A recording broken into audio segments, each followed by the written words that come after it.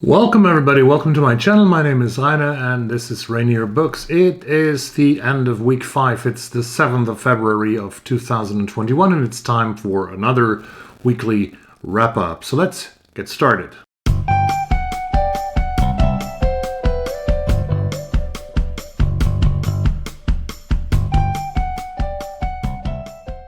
I'm still reading less than I would want to actually, so maybe I show you a couple of pictures with a voiceover from Promenade that I took today and yesterday. I took one nice promenade here in the area where I live. I had to buy a little grocery, so I went to a supermarket at Plum and show you some of the pictures. We have a lot of snow still.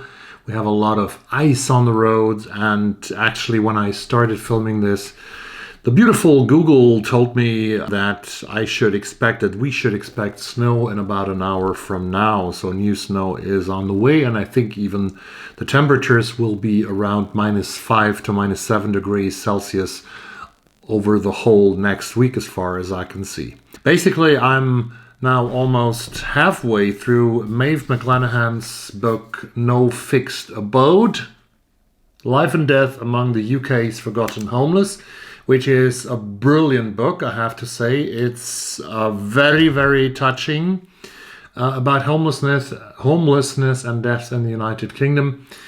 She has sort of digged up the stories of a bunch of people who have died on the streets in the UK. A book that really makes you cry. I've cried a couple of times already. And this book is far away from being what people might call misery porn. I actually have to say that I'm not a hater, but I don't like that expression, misery porn, too much, because it very often is just derogative of descriptions of society's worst sides and bad sides in our world.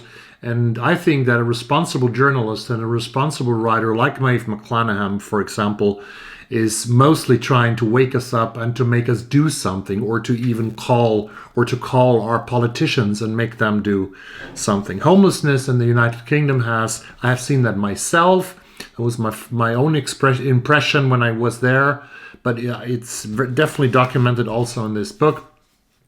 Homelessness in the UK has grown in recent years, and at the same time, the efforts to help the homeless have been reduced due to cuts in the budgets of social services of counties and by governments. I certainly will get to this book when I have finished it. Today, I just had to take a break from No Fixed Abode because it was sort of getting on too much on me. So I also continued to read a little bit in the Snow Country by Yasunari Kawabata from Japan. I took a plane to Japan, as I wrote in my notes here, to read a little bit in this novel, which is basically, as far as I can see, and I'm about 42 pages in, which is almost 1/3 of the book, or 1/4 maybe. It's a love story between a male guy, Shimamura, and the young geisha Komako, which slowly unfolds in a world filled with snow, like my world here in Sweden, but between springs that we don't have and mountains that we don't have here, at least here in Stockholm. Yasunari Kawabata is an author who is actually the first Japanese author who won the Nobel Prize for Literature in 1968. And the Swedish Academy, that is working just a couple of kilometers from my home, the Swedish Academy gave the award to Kawabata for, quote, for his narrative mastery, which with great sensibility expresses the essence of the Japanese mind. And the book that I'm reading, Snow Country, was explicitly mentioned by the Swedish Academy. This week I watched White Tiger on Netflix, which is Netflix adaptation of Aravind Adiga's novel. They published this on January the 22nd. The director is Ramin Barani, and this is a very colorful movie, a very exciting movie, and it has great acting by actors that I didn't know from India. Adarsh Gurav plays Balram, the main character. Raikumar Rao is his master, Ashok, and Priyanka Chopra is Ashok's wife. Pinky. This story is the story of a very poor young man named Balram who is coming from his village to the big cities to become the driver of a rich man and to get a better life and to be able to send money back to his family. And it's a very, very tough and very hard story. And I heard that it's pretty controversial. It has been pretty controversial in India. I ordered the book immediately after seeing the film because I want to read the novel as well. A great story about the enormous gap between rich and poor in India.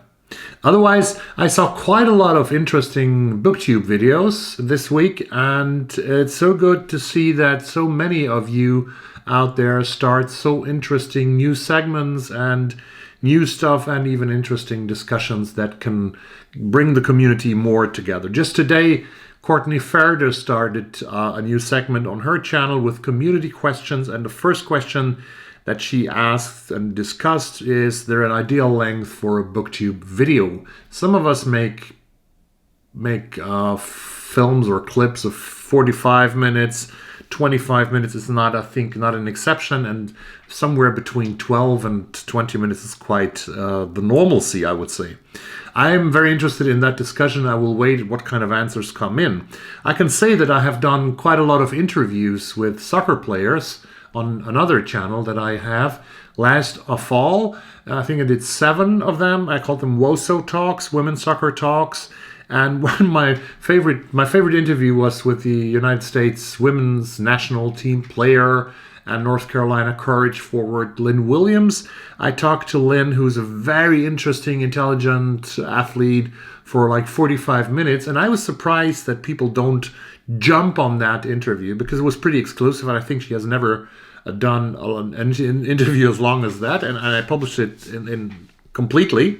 But I realized that at least soccer fans are not, it's not interesting for them to see, I think, videos that are longer than 10 minutes. And that's also what filmmakers tell me when they make videos for my job, where we try to promote a German language or other stuff concerning German culture. They always say 6 minutes hit the most. And when I say 6 minutes, they mean actually 5 or 4 minutes. That's what they tell me. In BookTube, that seems to be different because we are reading books. I mean, No Fixed Abode is 350 pages. That would be like a 7-8 hour read. So we are people who are very patient and who are capable of keeping the concentration. But on the other hand, we do this also for an audience, and I would love to know what the audience says about that. What the people who view videos more than make videos say about that. Margaret Pennard from Portland, Oregon has started live broadcasts every Friday or Saturday, which I think is a very interesting thing. I missed her last one because it was 1 a.m. in the morning for me when I think she was sitting there at 4 p.m. in the afternoon. I think that's very interesting. She also started a very interesting buddy reading project as some kind of continuation of the Victober month. And she says that she wants to sort of stimulate buddy reads between 1901 and 1950 about books that are published between 1901 and 1950. And she has, I'll put a link down below, even to Courtney's video. She has set up on a blog, she has set up a list, a Google document where you can join for a buddy read. I actually could be in there with, and I also registered there with Passage to India by E.M. Forster. That's a book that I quickly found as an ebook for a reasonable price. And I definitely want to read more classical books in the future. That's one of my goals. So A Passage to India is out there from me. The world outside, and now I'm starting the third file here, which means I'm over 10 minutes. The world outside, the events in Myanmar or Burma have attracted huge attention. There are huge demonstrations in Burma because the military has, as you might have read, as you might have heard, has not accepted the results of the last election. The last election gave Aung San Suu Kyi the majority of votes, I think with 85%. The military has said these elections were rigged. We know that, don't we? And they have staged a coup. And they even might crush the demonstrations now against them. This former British colony in Southeast Asia has 54 million people living there. It's quite a big country. and it's a very ethnically diverse country. Civil wars have been going on in Myanmar or Burma for decades, and as well as they had a military dictatorship, which now tries to reestablish the power, who tends towards some kind of socialism. If you want to read on the history and the current history of Myanmar, it's a very interesting book by Thant Myint-U, which is called The Hidden History of Burma, Race, Capitalism, and the Crisis of Democracy in the 21st Century, published by W. Norton on November the 12th in 2019, which is a pretty new book. COVID-wise, that's the thing we always have to talk about. I mean, President Trump said, COVID, people would stop talking about COVID. Unfortunately, we can't. And Trump was wrong in that, at least. So COVID-wise, the United States and the UK make big progress, I think, with vaccinations. The CDC in the US reported on Saturday that 30.3 million Americans have gotten the first shot and 8.3 million Americans have gotten the second shot already. In the UK, The Guardian says that they give 549,000 people per day the vaccine, and 18% of the population have already gotten the first shot, which is really, really great. Here in Sweden, the Folkhälsomyndigheten, as it's called, they reported 2 days ago that 286,853 people have gotten the first jab, and this is only 3.5% of the population. So percent-wise, the UK leads by 5-1. We will have to wait here. And in the meantime, the rollout, and that's what's concerning me a lot, the rollout has also to reach Africa, has also to reach South America and the poorer Asian countries in order to prevent new mutations of the virus to come out that could develop thing that experts call immune escape, which could cause, if it's a strong immune escape, which could cause a second pandemic within the first one. So, on Tuesday, there is a tech video waiting for you that I already have prepared. It's programmed, it's just waiting for you. And on Thursday, I will confront you with another beautiful award, which I'm not going to tell you anything about. It's an award that is pretty unknown, but nevertheless a very, very interesting and beautiful long list. Before you go, I listened to 3 beautiful albums of music this week that I would like to recommend to you, all from the last year, because I still have to listen to a lot of music from last year before I can turn to this year. Number 1 is Colter and his album Western Swing and Waltzes and Other Punchy Songs. Colter, if you don't know him, is a 25-year-old Canadian guy, singer-songwriter, country all over him, but he plays music like you would expect going into a saloon in Santa Fe in 1885. And that's what I like about his music. And he doesn't sound like a 25-year-old even when he sings with his voice. He sounds like a 50-year-old who drank too much whiskey and smoked too much cigarettes. But I love Colter. Really great album. The second one is more indie. It's an indie band from New York that is called Widowspeak. They have released their 5th album, which is called Plum. It's a band that sounds pretty much to me like Mazzy Star, a band that I absolutely love. And the final album was totally blown away by it. It's by a 24-year-old woman from New York who calls herself Samia. She debuted last year with her first album, The Baby.